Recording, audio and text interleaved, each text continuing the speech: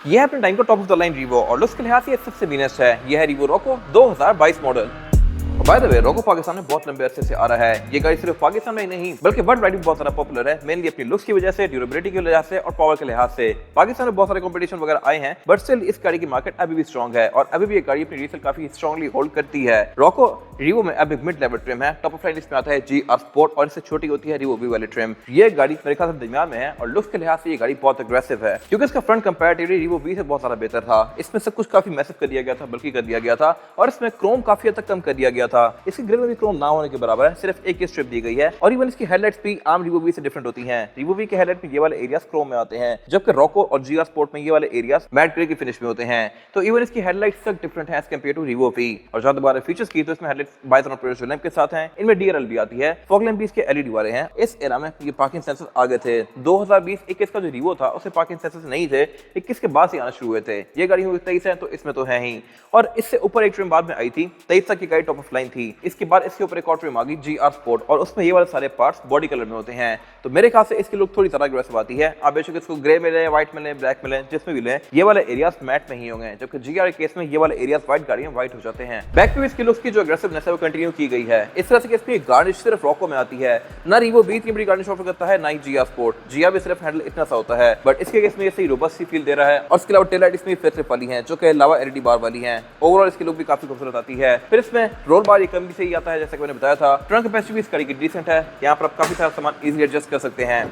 इसमें केसिंग भी कम सही आती है और इसमें प्रॉपर ये हुक्स दिए गए हैं जहाँ पर आप सामान बांध सकते हैं। इसके रोल बार के अंदर लाइट्स भी आती हैं, इसकी फिटिंग्स बड़ी प्रॉपर है और ये वैसा रोल बार नहीं है जैसा कि लाइक लोग बाद में लेकर लगवाते हैं। सिर्फ एक चीज गाड़ी में वियर्ड है और वो ये है कि इसमें स्लो डाउन शॉक नहीं आता, ओपन करने पे इस तरह से डस्ट करके नीचे गिर जाता है, जबकि इसका कंपटीशन MG U9 वगैरह स्लो डाउन शॉक ऑफर करते हैं। वो मेरे ख्याल से एक मस्ट हैव चीज होनी चाहिए डालो में, बट इसमें नहीं दी गई। बाकी इसमें रोको में ये जो बम्पर्स हैं ये ग्रे में आते हैं, इस स्पेसिफिक गाड़ी में ये थोड़े से ग्लॉस ब्लैक में मैट किए हुए हैं। पार्किंग सेंसर बैक पे भी ऑफर करती है। एंट्री और एग्जिट भी इस गाड़ी में आसान है क्योंकि आपकी हाइट पे ही है, लेकिन एक चीज इसमें अच्छी है और वो ये है कि इसमें ग्रैब हैंडल आता है चढ़ने के लिए। फॉर्च्यूनर ये ग्रैब हैंडल ऑफर नहीं करती, I am not sure why, और उस पर चढ़ना निकलना थोड़ा सा मुश्किल होता है। बाकी जहां तक बात साइज की थी, गाड़ी एक प्रॉपर मिड साइज ट्रक है। इससे बड़ी कैटेगरी आती है टकोमा वगैरह, वो गाड़ियां थोड़ी ज्यादा बड़ी हो जाती हैं। डे टू डे यूज के लिहाज से ये गाड़ी एक अच्छा ऑप्शन है। अब पाकिस्तान में अगर बात की जाए तो ये गाड़ी आ रही है बहुत अरसे से, लेकिन इसके बाद अब काफी सारी और गाड़ियां भी आ गई हैं। इससे D-Max आया है, MG U9 आया है, BYD शार्क आया है और BYD शार्क और MG U9 में सबसे छोटी गाड़ी यही है। साइज के लिहाज से वो दोनों गाड़ियां इससे बड़ी हैं और वो गाड़ी परफॉर्मेंस के लिहाज से इससे ऊपर भी हैं।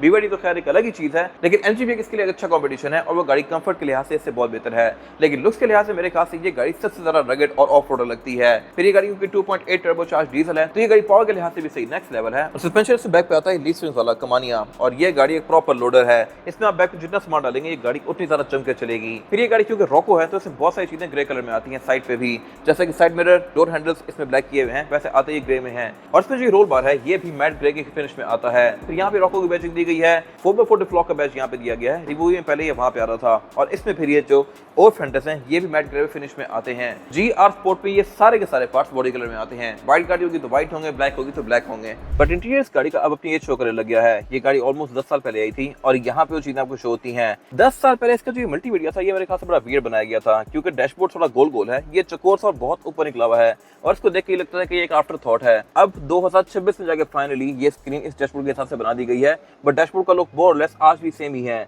और मेरे ख्याल से MG या फिर BYD वगैरह के बाद ये गाड़ियां थोड़ी ऑब्सोलीट लगती है, बट कुछ भी परफेक्ट नहीं होता। ये गाड़ी रिलायबिलिटी के लिहाज से परफेक्ट है, एवरेज के लिहाज से भी, लेकिन इंटीरियर इसका बिल्कुल बेसिक है। बाकी जहां तक बात है रोको की तो इसका इंटीरियर ऑलमोस्ट पूरा ही ब्लैक आता है। सीट से पूरी ही ब्लैक दी गई है ये इलेक्ट्रॉनिकली एडजस्टेबल। GR स्पोर्ट में कुछ चीजें एक्स्ट्रा आती हैं, वो मैंने पहले कवर की हुई हैं और रिव्यूज में, जो कि आप जाके हमारे पेज पे देख सकते हैं। लेदर इसका सिर्फ यहीं तक रहता है, डैशबोर्ड का पूरा ही है चीप प्लास्टिक है, जो कि मेरे ख्याल से बेहतर हो सकता था। इसी प्राइस पॉइंट के आसपास BYD या फिर ये MG वगैरह बहुत बेहतर डैशबोर्ड ऑफर करते हैं। इसमें यहाँ पे ग्लव कंपार्टमेंट दिया गया है जिसको ओपन करके आप यहाँ पे सामान तो रख सकते हैं, लेकिन यहाँ पे कूल बॉक्स का ऑप्शन भी दिया गया है। एक वेंट है जिसको आप ओपन करके AC के हवा को यहाँ पे ला सकते हैं और अपनी ड्रेस को ठंडा रख सकते हैं। और नीचे इसके नॉर्मल कंपार्टमेंट दिया गया है जिसको आप चाबी से लॉक कर सकते हैं, लेकिन चाबी से आप एक और काम भी कर सकते हैं और यह है कि आप इसके एयरबैग्स को डिसेबल कर सकते हैं यहाँ से। ये मेरे ख्याल से मजे की चीज है और ऑफ रोडिंग में काफी काम आती है। इसका सेम लेदर कंटिन्यू किया गया सीट्स पर, इसके डोर पैनल्स में भी। इसके डोर पैनल्स ऑलमोस्ट पूरे ही ब्लैक है। इसके जो मार्कर लाइट्स होती हैं उसके लिए यहाँ पे स्लॉट दिया गया है डोर के अंदर, बट ये फंक्शनल नहीं है, ये सिर्फ लाइट की जगह है। सेंटर में इसकी बेसिक एडवांस वगैरह दिए गए हैं। मल्टीमीडिया स्क्रीन इसकी फीचर्स के लिहाज से बस ठीक थी इस टाइम पे।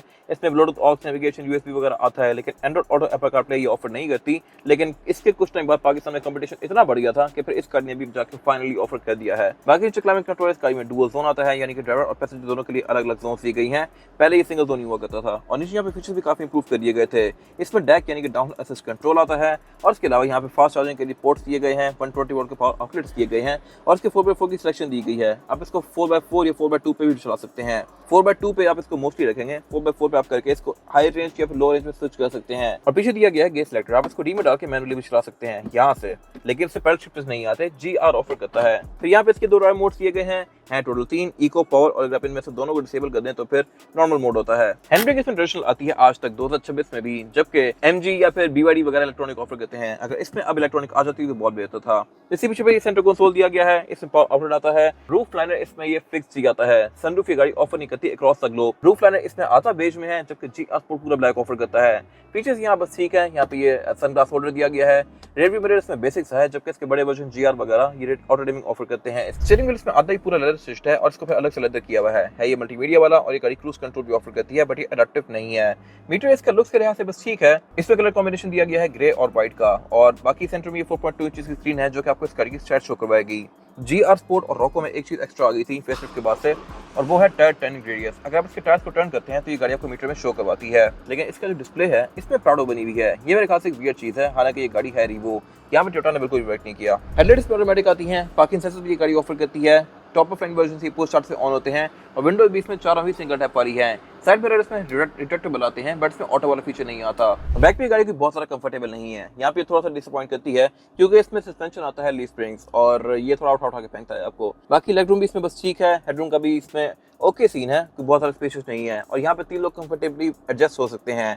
सेंटर में इसमें फीचर्स के नाम पे ये सेंटर कंसोल दिया गया है, जिसमें कप होल्डर्स हैं, और इसको एज एन आर्मरेस्ट यूज कर सकते हैं। तो यहाँ पे इसमें एयरवेंट्स भी आते हैं, और रेयर पैसेंजर्स के लिए इसमें पावर आउटलेट भी आता है यहाँ पे, जहाँ पर अपना घर वाला चार्जर लगा के फोन को चार्ज कर सकते हैं। विंडो ये ओपन होती है, जो कि अगेन मेरे ख्याल से एक अच्छी चीज है, बट बाकी जो नए एंट्रेंट्स हैं वो बैक पे कंफर्ट के लिहाज से इससे बहुत बेहतर है। टायर साइज इसमें 265, 60 और 18, और टायर आता है इसमें डनलॉप ग्रैंड ट्रैक। यही टायर टोयोटा ऑलमोस्ट हर बड़ी गाड़ी में ऑफर करता है, और इसके अलावा रिम का ये साइज टोयोटा रिवो GR के सब वर्जन में आता है, बेशक आप वी लें या GR स्पोर्ट लें। और ये रिम मेरे ख्याल से लुक्स के लिहाज से बस ठीक है, GR स्पोर्ट वाला रिम थोड़ा ज्यादा बेहतर है।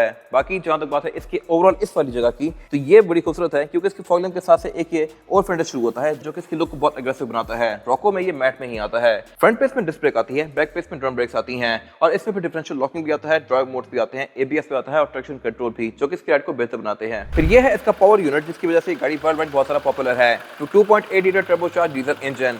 पाकिस्तान में जब ये गाड़ी शुरू में आई थी तो ये इंजन 3.0 होता था, 2.8 इसको बाद में किया गया। वो इंजन 1KD था, ये 1GD है, और ये 3.0 वाले इंजन से ज़्यादा इंप्रूव है। ये गाड़ी 201 हॉर्स पावर प्रोड्यूस करती है with 500 newton metre of torque, जो कि काफ़ी अच्छा फिगर है, और ये गाड़ी सही टेल भी करती है, और एट द सेम टाइम ये गाड़ी आपको एवरेज भी अच्छी देती है। अगर आप इसको प्यास से चलाएंगे तो ये गाड़ी 10-12 की एवरेज भी दे सकती है, जो कि इतनी बड़ी गाड़ी से बंदा एक्सपेक्ट नहीं करता। लेकिन इसकी डाउन साइड ये है कि ये गाड़ी डीजल है, तो ये नॉइस काफ़ी क्रिएट करती है, और पोल्यूशन भी।